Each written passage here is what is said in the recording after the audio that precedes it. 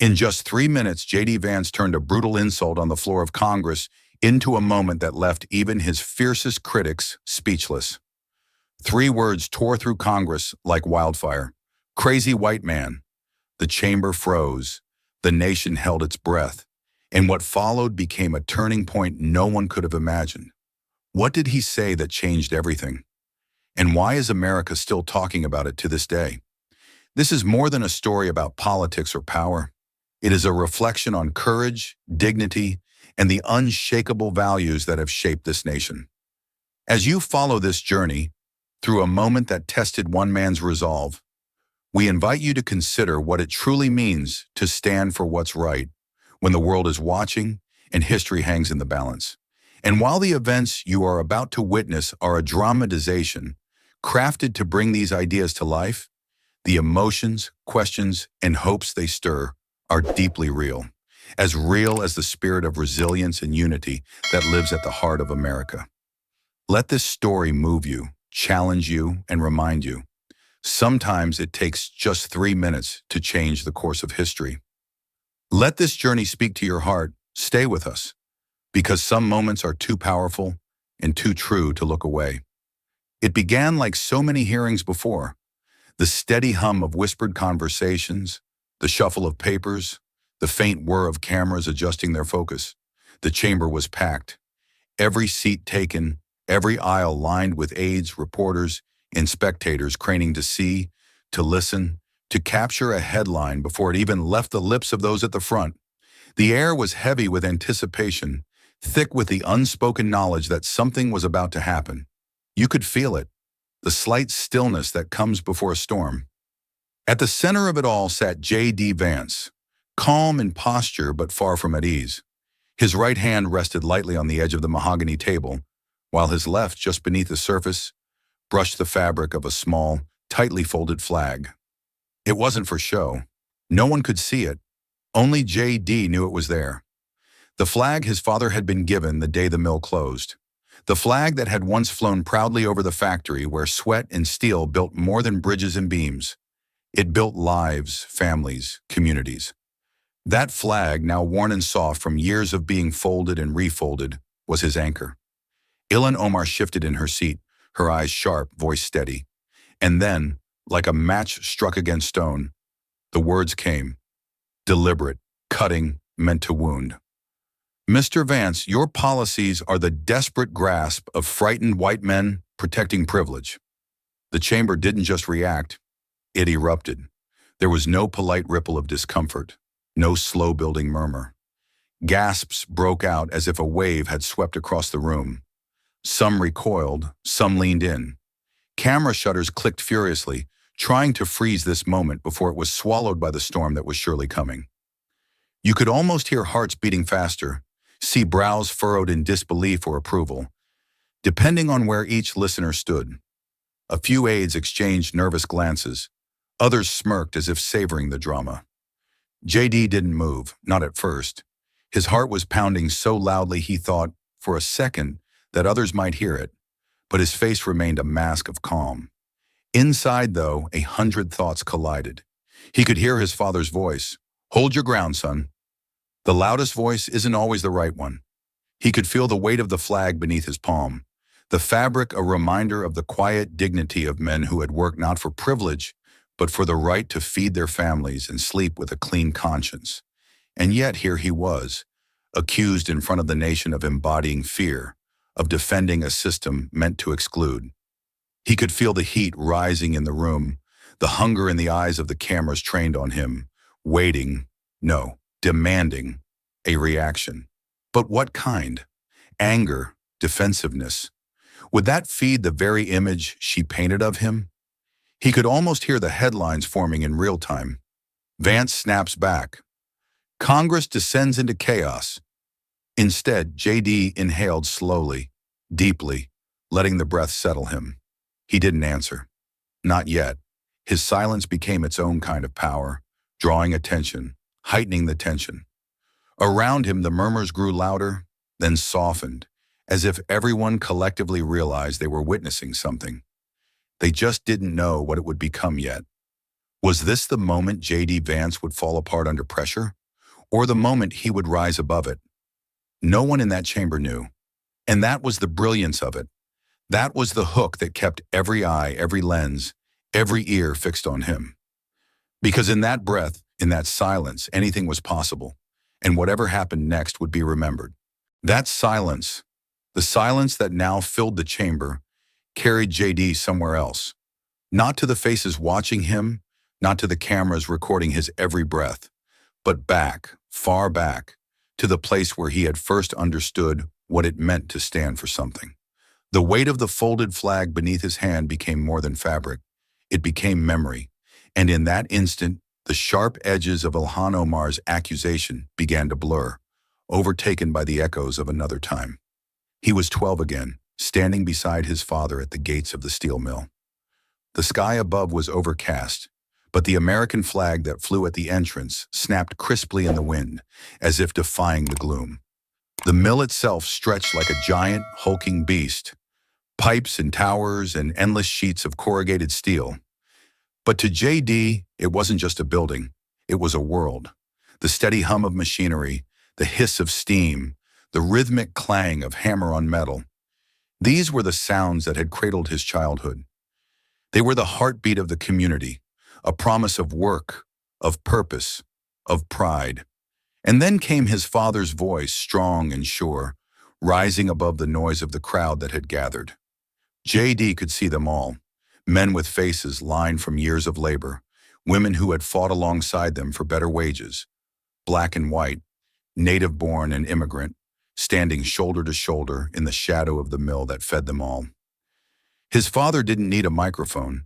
His voice carried, full of conviction, that came not from polished speeches, but from lived truth. "We rise and fall together," his father said, the words clear as the wind that carried them. "Black, white, immigrant, this mill feeds us all. And if it falls, we fall as one." The crowd answered with a cheer that JD felt in his bones. It wasn't just noise. It was belonging. It was unity. It was the sound of people who knew that their strength wasn't in their differences, but in the hands they extended to one another. And standing there, so small beside his father, JD had made himself a silent promise. A promise born not of understanding all the complexities of politics or policy, but of knowing right from wrong. He would honor that legacy. He would carry it forward, no matter how heavy it became. And now, all these years later, the weight of that promise pressed against his palm through the soft folds of the flag, the chamber's tension, the eyes waiting for him to break or lash out. They faded for a moment beneath the memory. JD wasn't a boy at the mill anymore. He was here in the heart of the nation's government, standing at a crossroads where his every word could shape how history would remember this day. But before he spoke, before he met Ilhan Omar's challenge with words of his own, he let that memory fill him. The mill, the flag, his father's voice, the unity that once felt so unbreakable. Because whatever came next, he knew it had to come from that place. The place where dignity wasn't about privilege, but about standing for each other. And with that, JD drew in a steady breath, his eyes lifting slowly, ready at last to meet the moment waiting for him. JD's eyes lifted from the folded flag, from the weight of memory that had steadied his heart, and returned at last to the chamber that still buzzed with tension. But he didn't answer Ilhan Omar. Not yet.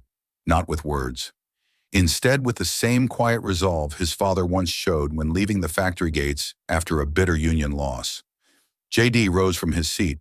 No dramatic gestures, no pointed stares, just the simple act of standing tall, gathering the flag gently in his hand, and turning away from the storm of cameras and whispers behind him. As he stepped from the chamber, the flood began. Reporters, staffers, photographers, all pressing forward, their voices layering over each other in a chorus of questions, accusations, demands. "Senator Vance, will you respond? What do you say to those who call you a symbol of privilege? Was Congresswoman Omar right?" The noise swirled around him like wind through bare trees, but JD didn't break stride. His gaze stayed ahead, steady on the long marble corridor that led out of the building. Each footstep echoed, deliberate, measured, as if marking time between the past he carried and the moment still forming ahead of him. Outside, the night met him with a sharp, honest cold. It was the kind of cold that cut through the noise, that made a man feel the truth of the world against his skin. JD welcomed it. The crisp air filled his lungs, grounding him. The flag was still in his hand, clutched tighter now, not for show, but because it felt like the only solid thing in a night full of shadows. His breath formed clouds that drifted upward and vanished into the dark sky, and with each exhale, he felt the weight of the chamber fall a little further behind him. He walked without destination at first, only with purpose. Past the great pillars of the Capitol, down the steps worn smooth by generations before him. The city spread out in quiet majesty, monuments standing like silent witnesses to the struggles and triumphs of those who came before. JD let his eyes find them. The towering obelisk of the Washington Monument, the solemn profile of Lincoln seated in stone. These were not just statues. Tonight they felt like reminders of battles fought not with bitterness, but with conviction, of words spoken not to wound, but to heal. And there in the distance, the Capitol dome glowed softly, its light cutting the darkness like a beacon. JD paused just for a moment and turned to face it. The flag in his hand seemed almost to pulse with memory, with history, with responsibility. He thought of his father again, of nights when the old man would come home from long shifts, hands raw from work, but eyes bright with the pride of providing. JD had seen that look and vowed, even as a boy, to carry that pride forward, to protect what it meant. Now, under that vast sky, with the city's heart behind him and the future waiting somewhere ahead, JD stood at the edge of a decision. He could hear the echoes of the chamber's chaos in the distance, the voices still chasing him down corridors and through headlines. But here, in the cold quiet of the night, he felt something deeper. Clarity. He didn't need to rush a response. The words would come, and when they did, they would not be for cameras or sound bites. They would be for the people who had always stood unseen, beneath flags like the one he now held. The people who still believed that dignity wasn't given, but earned.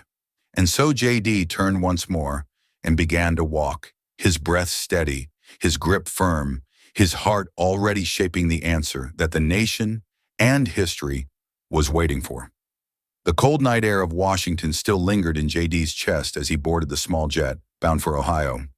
The city's glowing monuments, the Capitol dome, the echoes of the chamber's chaos. All of it receded beneath the clouds, leaving him alone with his thoughts, the folded flag resting in his lap like a sacred trust. Outside the cabin window, the world became a patchwork of dark fields and scattered lights, but JD's mind stayed focused on one place: home. Not the house where he now lived or the offices where he worked, but the place where his story began, where the meaning of that flag was forged in sweat, steel, and sacrifice. The plane touched down at a small regional airport just before dawn. There were no crowds waiting, no reporters or cameras this time, only the hum of the engines winding down, the smell of jet fuel on the cold morning air, and the long stretch of quiet that welcomed him back to his roots. JD stepped onto the tarmac, the flag carefully tucked beneath his coat. The chill of Ohio felt different. Not the biting wind of political storms, but the honest cold of a place that had weathered its share of hardships. He didn't wait for drivers or aides. He wanted solitude. In a plain sedan, he made the familiar drive down cracked roads lined with bare trees and faded billboards advertising businesses long since closed. The horizon glowed faintly with the promise of dawn, but the world around him still seemed asleep, or perhaps holding its breath, as if it too remembered what once was. The steel mill came into view as he rounded a bend, or what was left of it. Even in the soft light, the scars of time and neglect were clear. The towering stacks that once spewed steam into the sky now stood silent and rust-streaked. Windows, once shining with the glow of molten metal and bustling work, were shattered or boarded up, their jagged edges catching the weak light like broken teeth. The main gate hung crooked on its hinges, as if weary from holding back ghosts that had long since escaped. JD stopped the car just beyond the gate, stepping out onto ground he hadn't walked in years.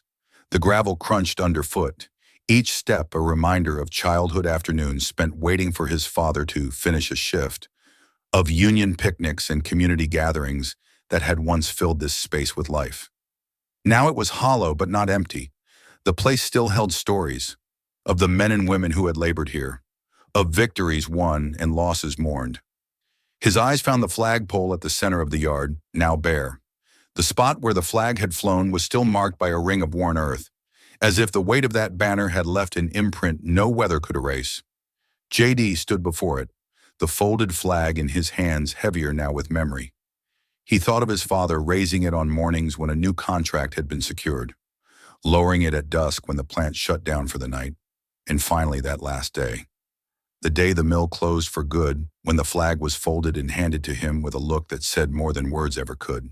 And here he was again, standing in the shadow of what had been, searching for the strength to answer the challenges of what was to come. The silence of the mill, the weight of the flag, the chill of the morning, all of it wrapped around him, not as burdens, but as reminders. The path ahead would not be easy, but standing here, JD knew one thing. Whatever he said, whatever he did next, it had to honor this place, these people, and the promise he'd carried since boyhood. The silence of the mill lingered with JD as he left the yard and made his way toward town. The morning had fully broken now, painting the horizon in soft gold and pale blue. But to JD, it felt like the world was still holding its breath. His hands gripped the wheel, the flag resting on the seat beside him, and his thoughts turned to the only person who might truly understand the weight he carried.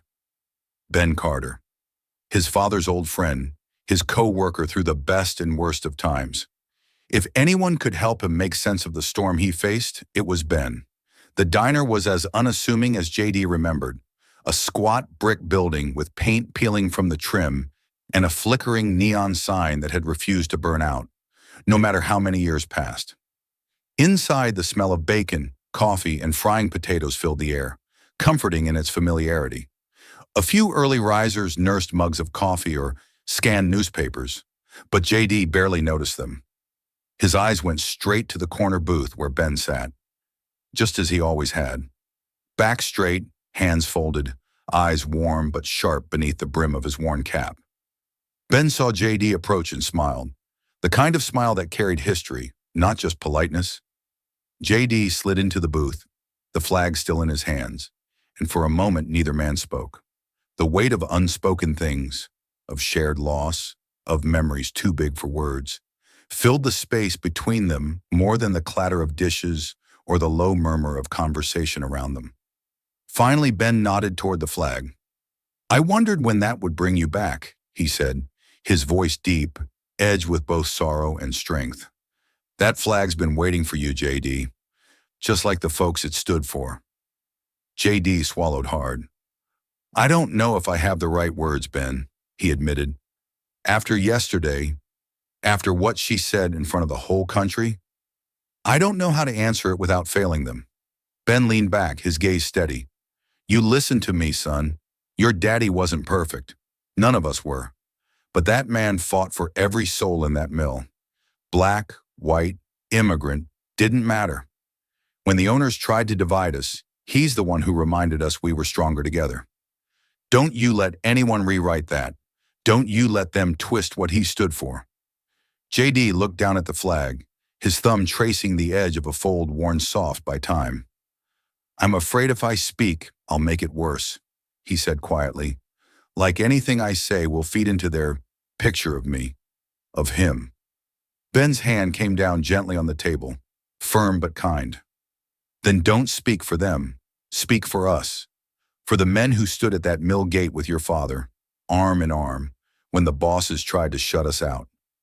For the families who held their breath every time a contract was up. For the ones who had nothing but that job and their pride." His voice softened, but the conviction in it only grew stronger. "Speak for the truth, JD, and let the rest fall where it may." The waitress came by, refilled their coffee, but neither man paid her much mind.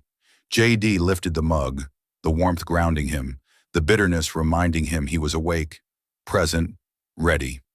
In that quiet moment, with Ben's words still hanging in the air, JD felt the fog of uncertainty begin to lift. He didn't have all the answers yet, but he knew where to start. The conversation with Ben stayed with JD long after he left the diner. The old man's words echoed in his mind as he drove the empty streets, past shuttered storefronts and silent factories, past reminders of what once was and what still could be. The weight in JD's chest didn't feel quite so heavy now, not because the burden had lessened, but because Ben had reminded him why he carried it in the first place. By the time JD reached the small house on the edge of town where he'd chosen to stay that night, a house that had once belonged to his uncle, now empty but familiar, the sky was deep with stars, and the world had gone quiet again. Inside, the house smelled faintly of dust and old wood, of memories that clung to the walls. JD lit a single lamp in the front room, its soft glow casting long shadows. He set the folded flag carefully on the desk, an old, scarred piece of furniture that had served as his uncle's workspace, and before that, his grandfather's. The wood was worn smooth where generations of hands had rested, planned, hoped. JD pulled out a chair, sat down, and stared at the blank page before him. The pen felt heavier than it should, as if it too carried the weight of expectation. JD hesitated, the tip hovering over the paper, thoughts colliding and scattering before they could take shape.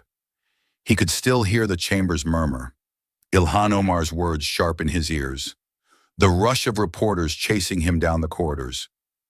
The temptation was there, raw and real, to answer fire with fire, to craft lines that would sting, that would silence critics with force rather than reason. It would be so easy to let frustration shape his message, to let pride guide his hand.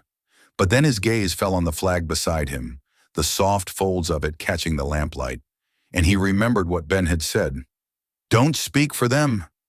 Speak for us. For the truth. The anger that had threatened to harden his resolve softened instead into purpose. He set the pen down for a moment, pressing his fingertips together, breathing deeply. What was needed now wasn't a defense of himself.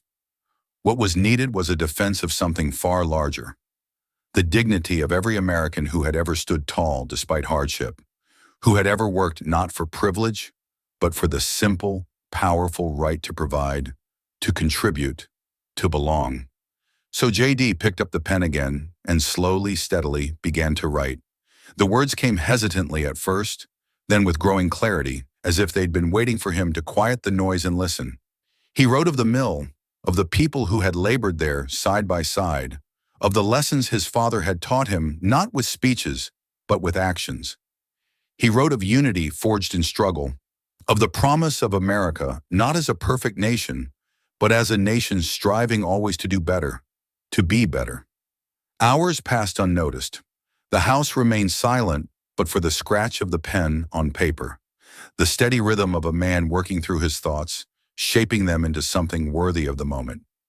JD paused only once, to glance out the window at the darkened town, the empty streets, the familiar landmarks of his youth. He wasn't writing for the cameras. He wasn't writing for headlines. He was writing for them. The men and women who had built this place, who had given him this chance to stand where he stood. And when at last he set the pen down, the first draft complete, JD felt no triumph, no relief. Only the quiet certainty that, whatever came next, his words would come from the place that mattered most. The truth he carried in his heart, and in the folds of the flag that lay beside him. Morning broke over Washington, but the calm JD had found in his late-night writing did not follow him back to the Capitol. Even before his plane touched down, the storm had gathered. The speech draft, though not yet public, had become a whispered rumor among staffers and insiders, feeding speculation and sharpening divides. By the time JD stepped onto DC soil again, the city felt like a pot set to boil, and he was at the center of the heat. The media frenzy was relentless. Cable news played loop after loop of Ilhan Omar's accusation, her words replayed with the kind of frequency usually reserved for national crises. Pundits filled hours of programming, faces tight with indignation or glee, voices raised in anger or defense. One segment showed a commentator slamming JD as the face of coded privilege, trying to mask exclusion with unity talk. Another cut to a rival host declaring, "What's happening here is a witch hunt. J.D. Vance is being vilified for standing for ordinary Americans. The clips blurred together in J.D.'s mind as they played in taxis, on airport monitors, in the office elevator. Everywhere he turned, the noise followed. Outside J.D.'s D.C. office, the voices of division took physical form. Protesters crowded the sidewalks, their chants echoing off the glass and stone of nearby buildings. Some carried signs with bold, angry slogans. "No more lies! Stop hiding behind the flag! Privilege isn't patriotism." Their faces were flushed with passion, their voices a rising tide of frustration and demand. The chants came in waves, sometimes rhythmic, sometimes chaotic, but always loud enough to be heard from inside. Yet among them stood others, quieter, fewer, but no less resolute. Supporters, holding signs of their own. "Stand strong, J.D. Unity is not a crime. We build together." They didn't chant as loudly, but their presence spoke volumes. Older men in work boots and faded jackets, young mothers holding children, veterans with caps tilted against the sun. They formed a kind of silent wall of solidarity, steady in the face of the storm. J.D. watched from the window of his office, the folded flag still within reach on his desk. The words he'd written the night before echoed in his head, but now they felt small against the roar of the world outside. He could feel the weight of expectation pressing in from all sides, from the media, from his critics, from those who believed in him and those who wished him gone. Each voice, each sign, each chant pulled at him, demanding an answer, a stance, a fight. And beneath it all, his father's voice came back to him, steady and unshaken. "When they yell loudest, that's when you listen hardest. Find the truth in the noise, J.D. That's where your path is."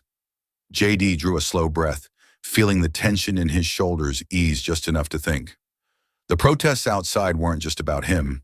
They were about a country at a crossroads, a people struggling to define who they were and who they wanted to be. His words, when he spoke them, would need to be for them, not for the headlines or the hashtags, but for the hearts caught between anger and hope. And so he turned from the window, the noise fading to a dull hum as he sat again at his desk. The flag's soft folds brushed his fingertips, and he knew the hardest part was still to come. The voices outside J.D.'s office window carried into the night, their chants fading only as the city itself quieted under the weight of darkness. Inside, the noise of the day still echoed in J.D.'s mind. The pundits, the protests, the endless swirl of commentary that seemed less about truth and more about sides. He hadn't left his desk for hours, his fingers tracing the worn edges of his father's folded flag, his thoughts circling the same question. What comes next?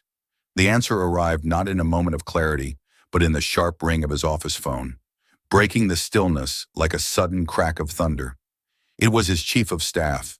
Her voice, usually crisp and confident, was edged with something else tonight. Caution, maybe even dread. "Senator Vance, it's official.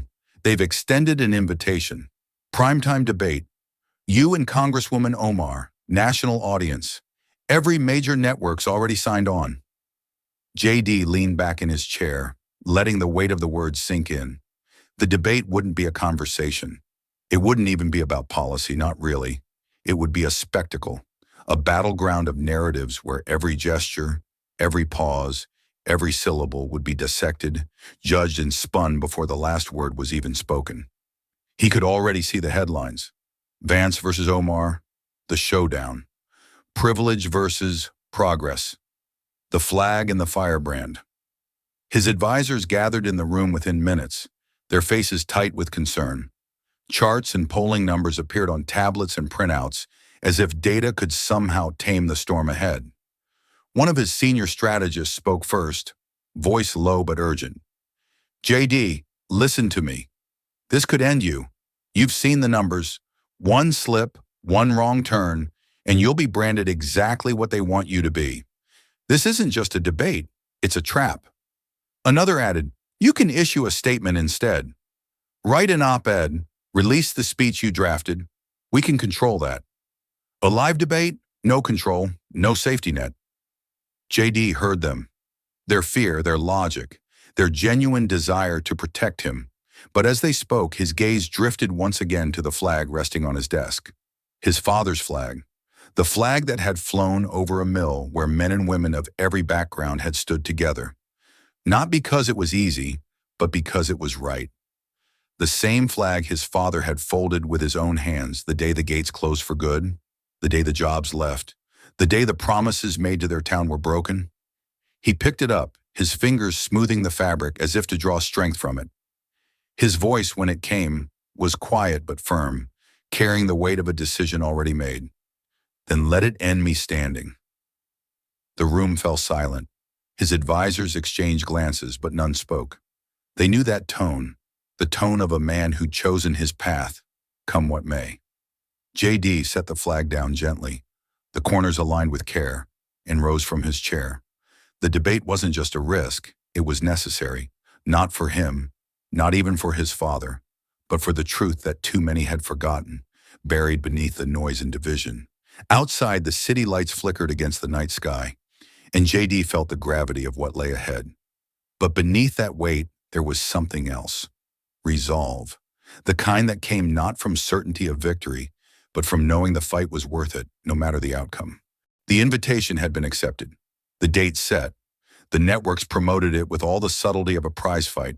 Graphics flashing, dramatic voiceovers promising viewers a clash of ideas, of values, of identities. Vance, Omar, live. The country braced for spectacle, but J.D. Vance wasn't thinking about ratings or spin. As the night of the debate arrived, his focus narrowed to the quiet moments before the storm. The green room was small, almost spare, a single mirror framed by bulbs that cast a warm, steady glow, a plain chair, a table holding a bottle of water, and nothing else. Outside, the hum of the audience gathering grew louder, a steady murmur punctuated by bursts of laughter, shouted greetings, the shuffle of feet finding seats. The energy in the building was electric, but in this room, there was stillness. J.D. stood before the mirror, adjusting his tie with hands that felt steadier than he expected. The fabric slid smooth beneath his fingers, but his mind wasn't on his reflection. It was on the small weight in his jacket pocket, the folded flag, the same one that had traveled with him from Ohio, the same one that had steadied him in the face of protests, of headlines, of doubt. His fingers brushed it now, seeking not reassurance, but connection.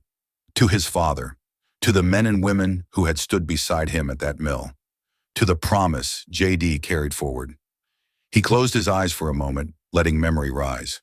His father's handshake, firm, calloused, the grip of a man who had worked for every dollar he earned, who had taught his son that dignity wasn't found in titles or applause, but in how you stood when the world pushed against you.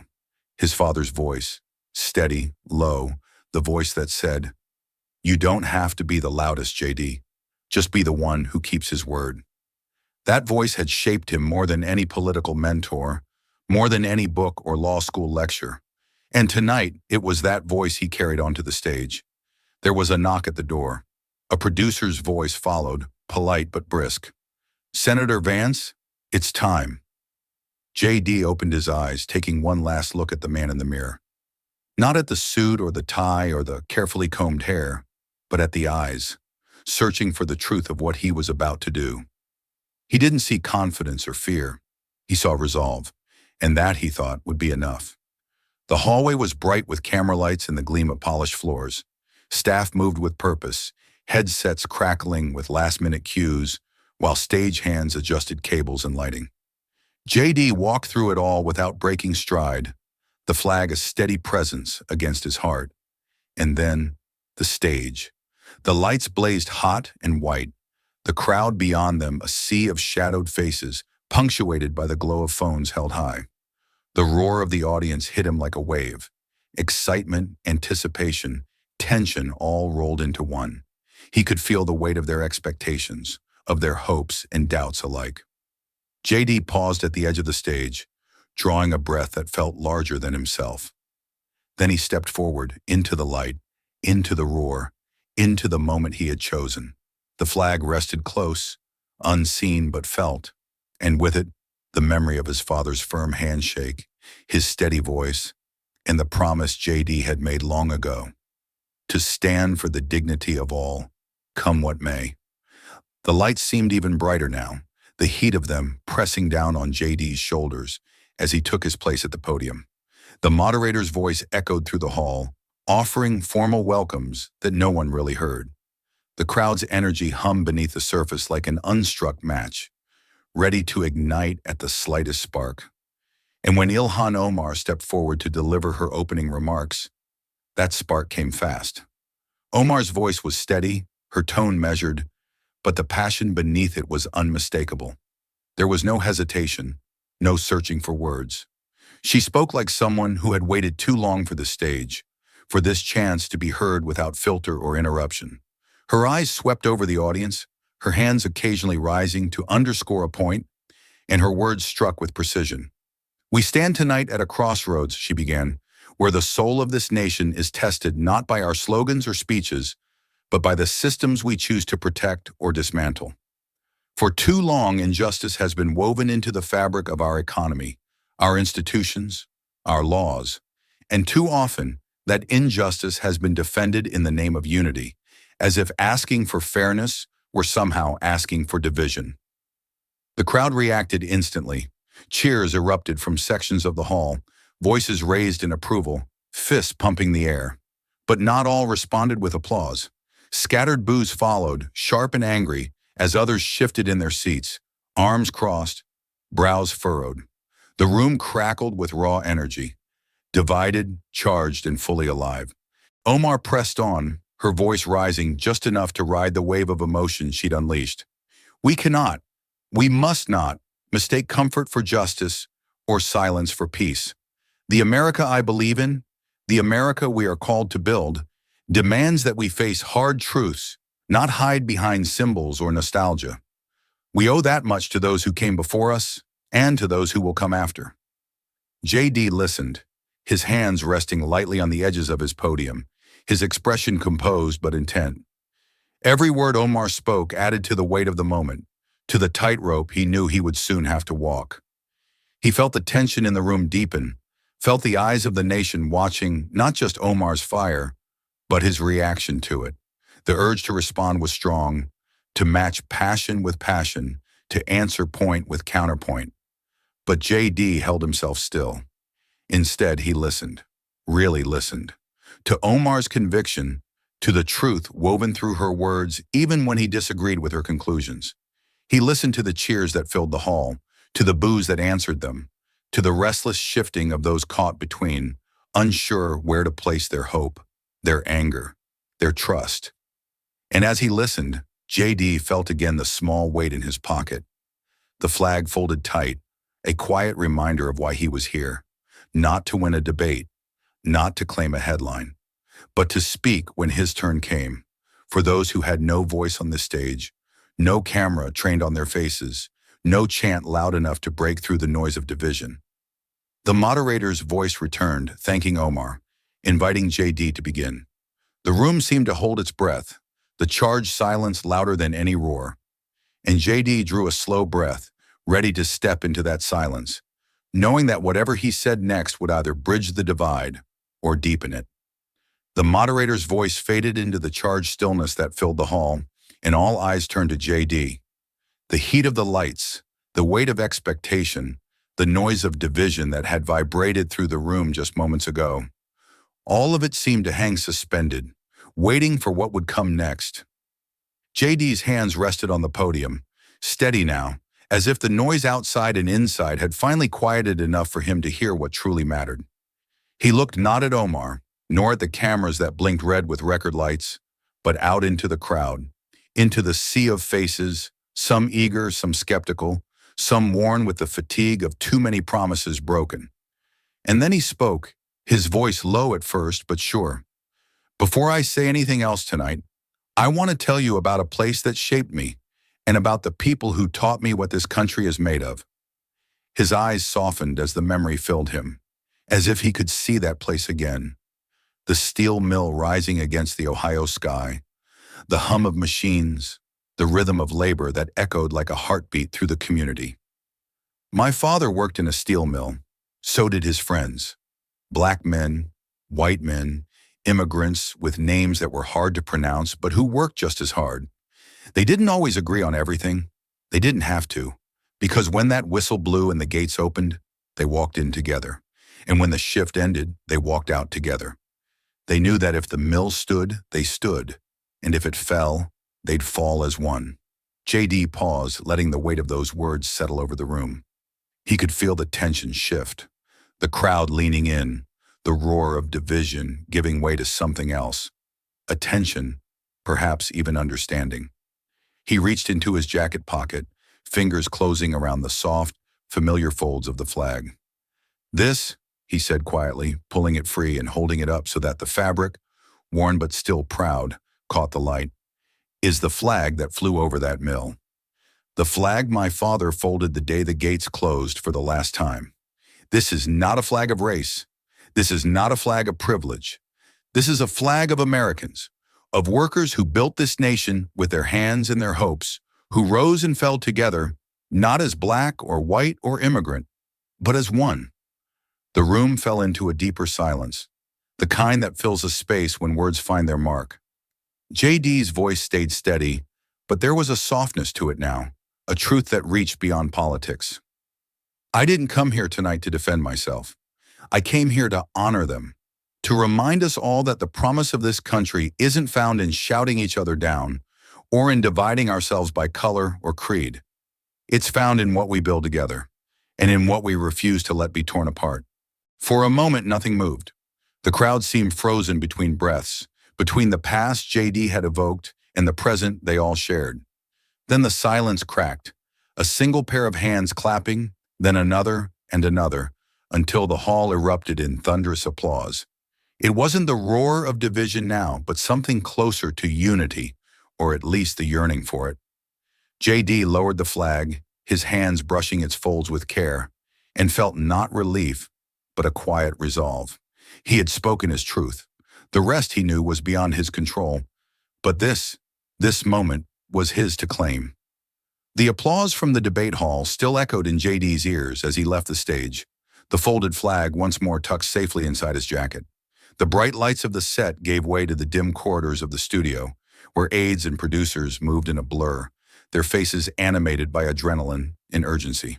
But JD walked through them almost as if in a dream, not triumphant, not defeated, simply aware of the gravity of what had passed and the weight of what was sure to come. And it came fast. By the time JD returned to his office, the world beyond those studio walls was already ablaze. News networks played the debate on a loop, slicing his speech into sound bites, pairing it with bold graphics and urgent commentary. On one channel, a host declared, "Senator Vance reminded us tonight what true patriotism sounds like, a call to unity we desperately need." Another voice on another network sneered, "Empty symbolism, wrapped in a flag. Vance dodged the real issues with sentimentality. America deserves better." The divide was immediate and fierce. Social media exploded. Hashtags trended. Clips went viral. In one, JD's hand lifted the flag, his voice steady as he spoke of workers who rose and fell together. In another, critics dissected his every word, accusing him of cloaking privilege and nostalgia, of offering sentiment where policy was needed. The same flag that had once flown above a steel mill became overnight a symbol of hope to some, of deflection to others. JD stood by the window of his office, watching the night deepen over the city. The Capitol dome glowed in the distance, a quiet reminder of the work that awaited him beyond the noise. He could hear the hum of televisions in nearby offices, the ring of phones, the low voices of staff trying to manage the whirlwind. But inside himself, JD felt a steadier pulse. The truth he'd carried with him onto that stage, the promise he'd made to those who had come before. He drew a breath, slow and full, and said aloud to no one in particular, "Words can stir the heart, but action must follow." He had spoken of unity, of dignity. Now he knew came the harder part, to give those words weight, to shape them into something that could stand long after the applause faded. Turning from the window, JD crossed to his desk and sat. The flag lay there, its folds catching the soft light of the lamp. But tonight, he didn't reach for it. Instead, he reached for a fresh sheet of paper, a pen, and began to write. Not another speech, not a statement for the press, a proposal, the bones of a labor reform package that had lived in his mind for months, waiting for the right moment to emerge. Tonight was that moment. His pen moved with purpose. He wrote of stronger protections for workers, of fairer wages, of incentives for industries that committed to rebuilding communities left hollow by closures and outsourcing. He outlined support for apprenticeship programs, for partnerships between unions and businesses that prioritize people over profit. His ideas weren't new, but the urgency he felt was. The debate, the applause, the criticism, all of it meant nothing if it didn't lead here, to this. The night wore on, the city beyond his window settling into uneasy quiet. But in JD's office, the light burned bright, his hands steady as he wrote. The storm outside, of praise, of blame, of endless opinion, would rage on. He couldn't control that. What he could control was this: the work, the action, the effort to live up to the words he'd spoken and the flag he carried. And as the first draft of his proposal took shape, JD felt the noise recede just enough for him to hear the promise he'd made. To himself, to his father, to all those who still believed in the power of unity, to build something lasting. The sun rose over Washington with no regard for the storm still swirling through its streets. But inside JD Vance's office, the storm was impossible to ignore. The phones rang without pause. The chime of incoming emails stacked one atop another, screens flooded with messages that blurred into a chorus of love and hate in equal measure. His staff worked in a kind of controlled frenzy, answering calls, logging responses, flagging threats, flagging praise. The debate had passed, but its aftershocks rippled through every corner of the nation, and JD stood at the eye of it. Messages poured in from coal towns and big cities, from union halls and university campuses, from veterans and activists and ordinary citizens who had watched him lift that flag, speak of unity, and call for something better. Some wrote with gratitude, "You spoke for my father, my grandfather, my neighbors. I didn't think anyone in Washington remembered people like us." Others wrote with fury, "Platitudes don't pay bills. You waved a flag to distract from real solutions. You're no better than those who came before."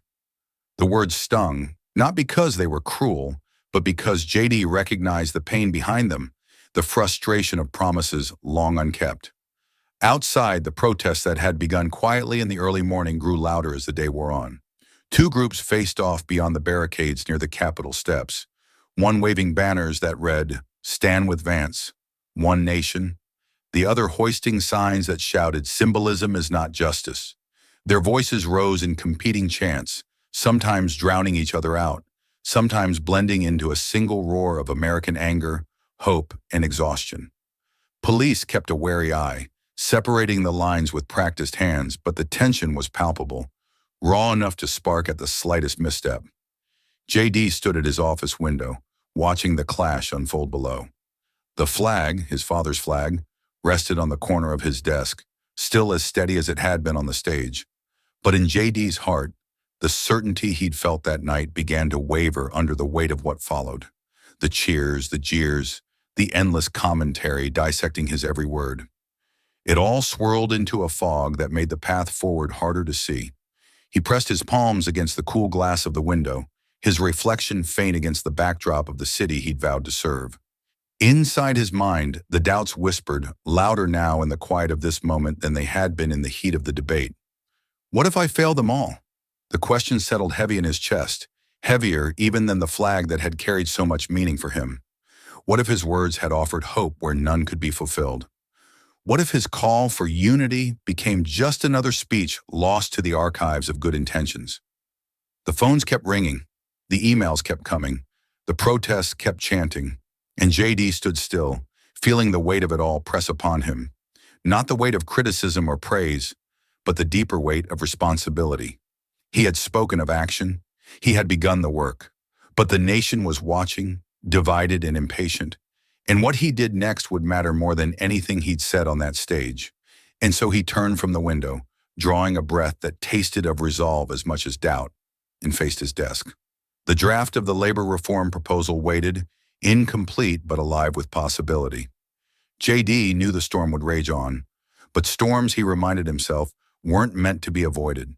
They were meant to be faced, standing. The storm outside JD's window didn't let up, but inside his office a different storm took shape. One made not of chance or headlines, but of the hard, grinding work of turning words into law.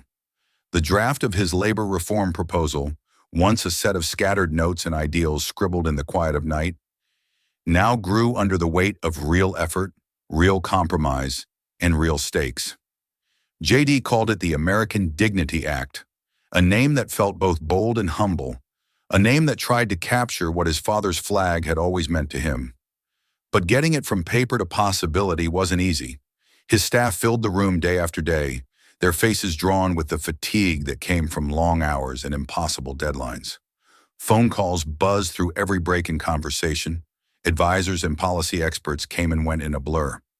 JD sat at the center of it, sleeves rolled up, tie loosened, his focus sharper than it had been in weeks. What surprised him most wasn't the resistance from expected quarters. That came as sure as the sunrise. It was the unexpected hands that reached across the aisle, across divides of ideology and history, to shape the bill with him. A union leader who had once called JD another empty suit sat across from him at a battered conference table, slamming his palm down as he argued for stronger protections. A senator who rarely agreed with JD on anything leaned in, voice low but earnest, hammering out language for factory tax incentives that wouldn't just benefit corporations but communities. Meetings crackled with tension. Voices rose, tempers flared. But there were also moments when the noise gave way to something rare: progress. You want union protections in writing? We'll find the language. I need guarantees this won't be another corporate giveaway. Give me that, and I'm in. We're not here to write a speech, JD. We're here to build something that lasts. JD listened, pushed back, gave ground, took ground. The work was messy, full of late nights and too much coffee, of sharp words followed by reluctant nods, of breakthroughs that came just as someone was ready to walk out. But slowly, piece by piece, the American Dignity Act took form. It pledged to protect workers from exploitation, to rebuild factories and communities left hollow by closures, to offer incentives for companies that partnered with unions rather than fought them. It wasn't perfect. JD knew no bill ever was. But it was real, and it was theirs. More than once, as the meeting stretched into the small hours, JD found himself glancing at the flag folded neatly on his desk, its soft edges catching the lamplight.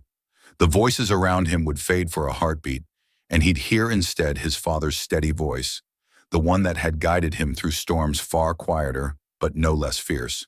Maybe this is what my father meant by standing together, JD thought, the words filling him like a quiet prayer, a reminder of why he'd chosen this fight in the first place. Not to win points, not to score headlines, but to try, really try, to build something worthy of the people who still believed in what America could be. And as dawn crept toward the city once more, painting the sky in the soft promise of a new day, JD knew they weren't finished. Not by a long stretch, but the bill was born. And with it, the hope that maybe, just maybe, words could become action, and action could become change. The sun hung low in the sky as JD stepped out of his car and into the gathering crowd. There had been no motorcade, no staffers to flank him, no cameras invited. This wasn't a press event, and JD hadn't come as a senator or a politician looking for applause. He came as a son of a steelworker, as a man who knew these streets, who understood the weight of disappointment and the fragile hope that clung to gatherings like this one. The rally had started hours earlier, and still people lingered, holding signs, waving flags, their faces a mix of fatigue and fire. The chants had quieted into conversations now, small knots of neighbors and strangers comparing notes on the promises they'd heard too many times and the promises that had yet to be kept. Some recognized JD as he approached, and a ripple went through the crowd.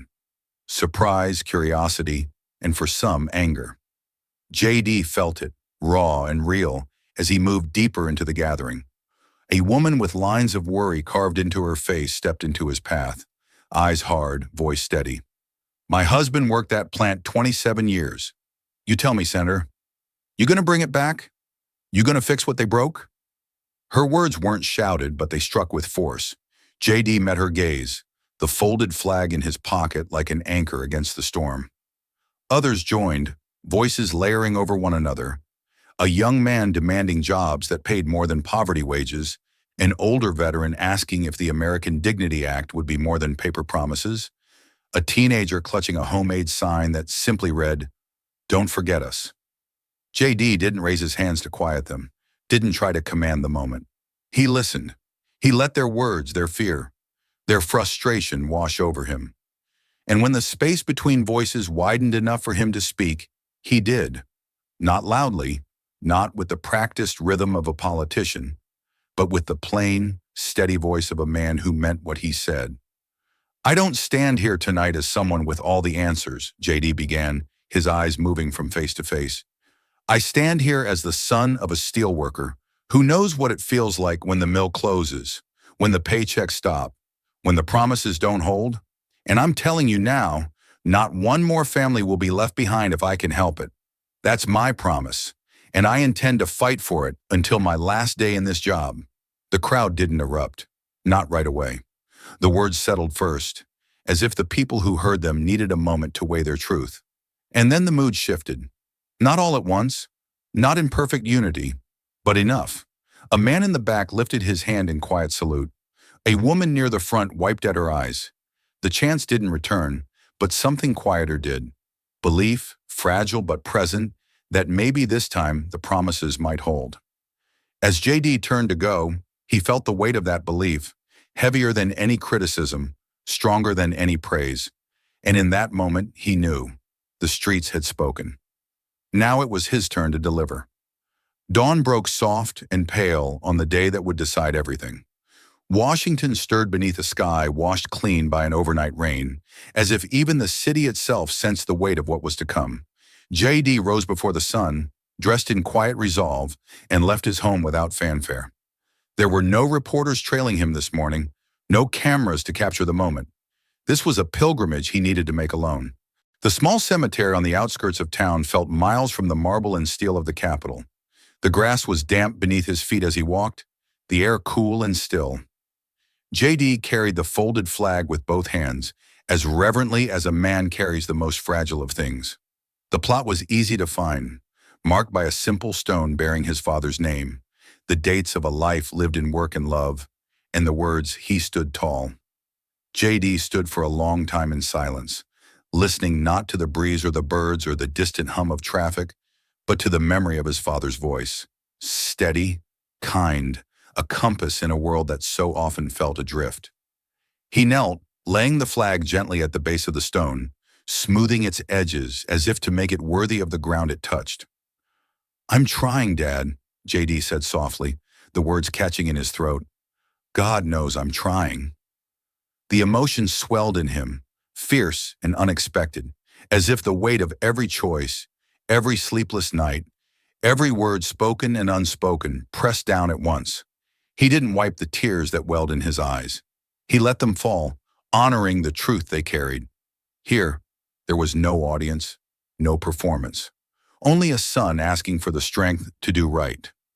As the city beyond the gates woke to the storm of politics and pressure, JD stayed a moment longer in that quiet, drawing from it what peace he could. Then he rose, brushed the dew from his knees, and turned toward the fight that awaited. The storm was coming, but in his heart, he carried this stillness, and the promise it anchored. The chamber was packed, every seat filled, every eye sharp with expectation or calculation.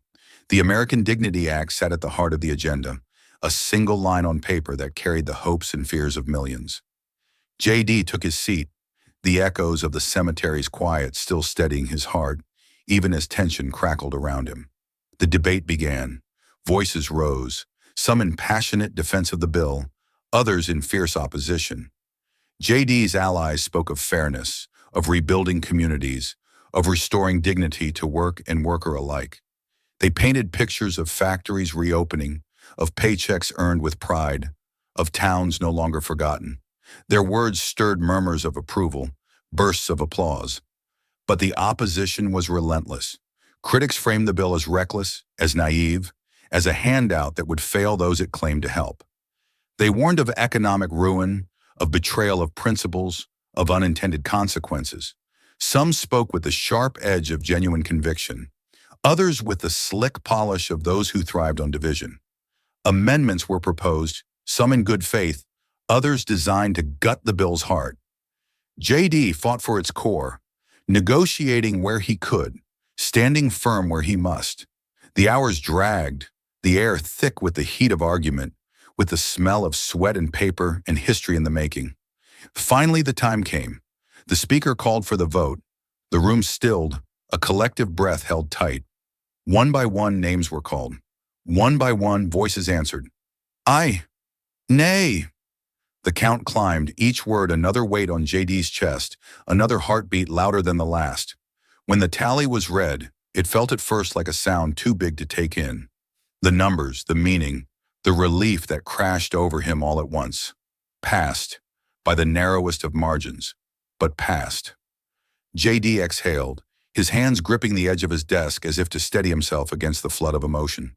Around him, cheers mingled with groans, handshakes with glares. But all JD could think was that the promise he'd made, to his father, to the workers, to himself, had not been broken today. The vote was done, but the city did not rest.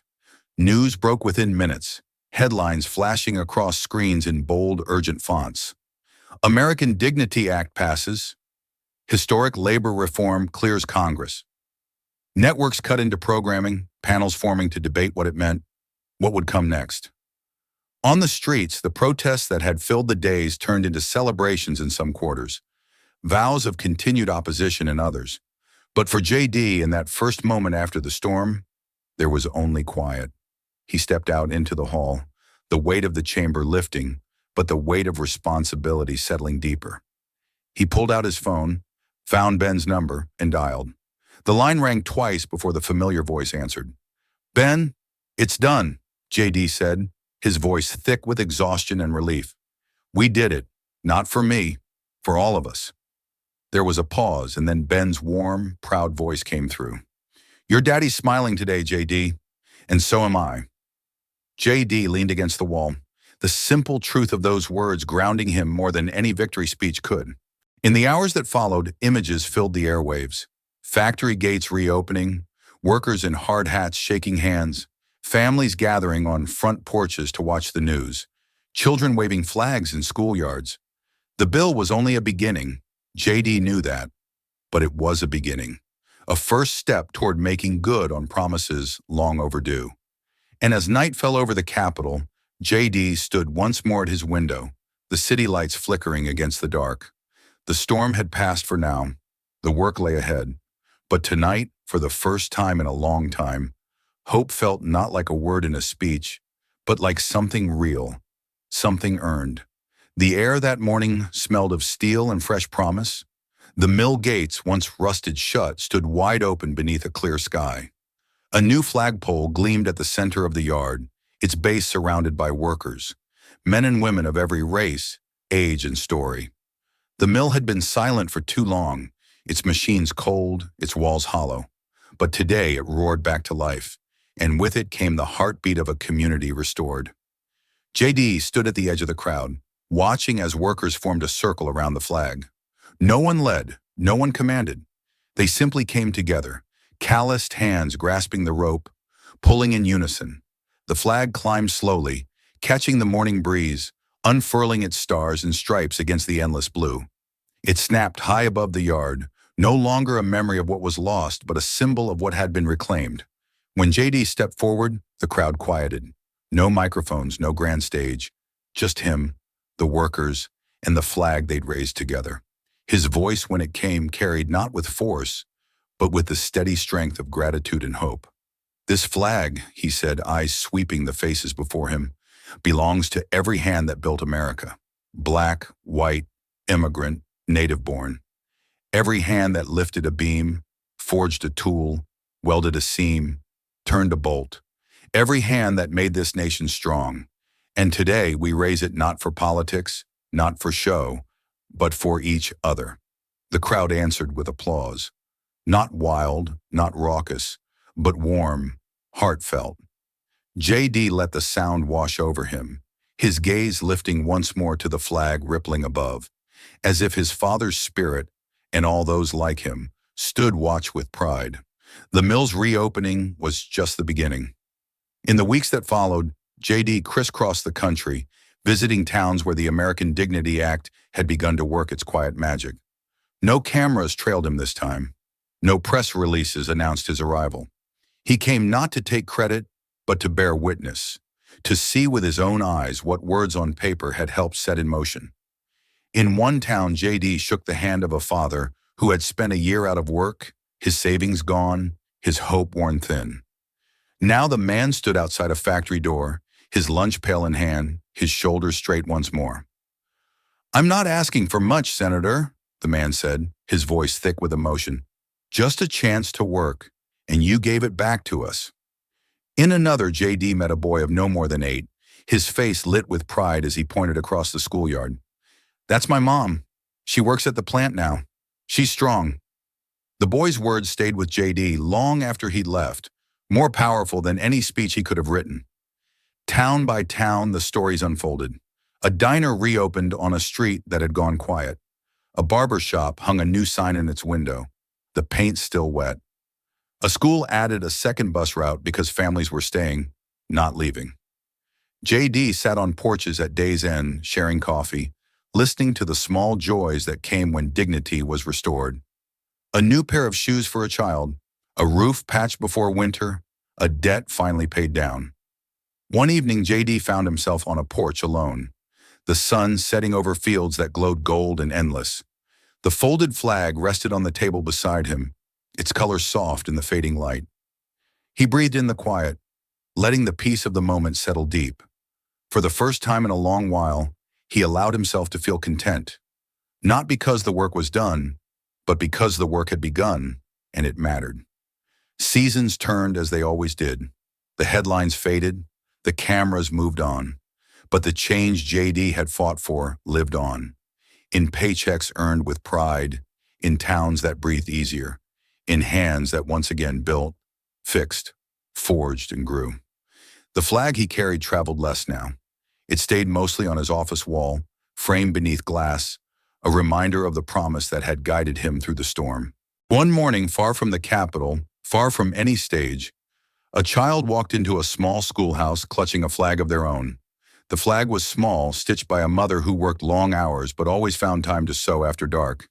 The child's hand was firm around the wooden dowel, their face bright with the kind of pride that came not from what the flag meant to others, but from what it meant to them. A promise, a hope, a future. The child was of mixed race, their skin, their eyes, a living reflection of the unity JD had spoken of so often. They paused at the school door, turning once to wave at a parent who stood watching from the sidewalk, then stepped inside, the flag held high, ready to learn, to grow, to become part of the story that would come next. JD's voice, soft and sure, carried over the scene in words that felt less like an ending and more like a beginning. The only crazy thing would have been to stop fighting for each other. And with that, the world turned quietly on. The flag rising, not on a pole this time, but in the heart of a child, where the legacy of hope, work, and unity would live on. This story reminds us that true strength lies not in division, but in the quiet courage to stand together, across race, class, and struggle, to rebuild what was lost.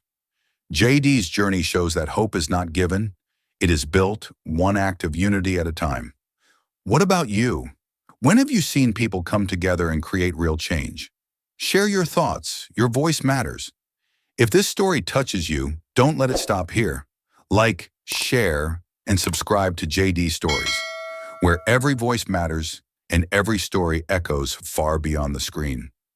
This story is a fictionalized and dramatized narrative created for educational, inspirational, and storytelling purposes. While it may be inspired by real public events, people, or societal issues, It includes imagined dialogue, reconstructed scenes, and character interpretations meant to highlight broader themes of justice, dignity, and resilience. Any resemblance to actual events or individuals beyond public knowledge is purely coincidental.